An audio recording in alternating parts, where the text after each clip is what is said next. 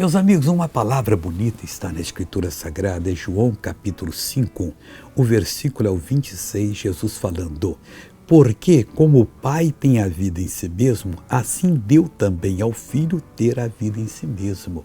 Eu não sei o que nós vamos receber lá no céu, não está oculto a nós, não adianta especular, não adianta orar que Deus não vai revelar.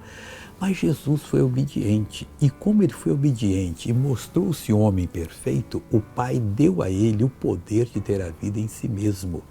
Eu não sei se alcançaremos isso, mas tem sem sombra de dúvida coisas que a nossa mente nunca pensou, os nossos olhos nunca viram, olha, os nossos ouvidos nunca ouviram, nunca ninguém nos contou nada. Mas Deus vai nos surpreender, mas só o fato de estarmos longe da destruição eterna e no paraíso de Deus já será muito bonito. Lute, esforce-se para não perder essa bênção.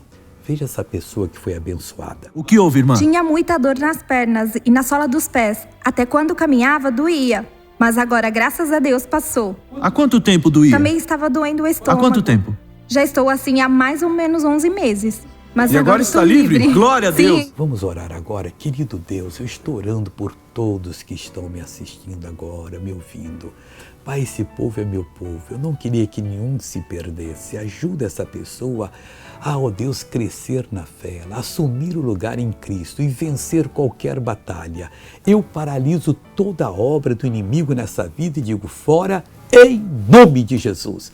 E você levanta as mãos e diga obrigado, Senhor. E amém.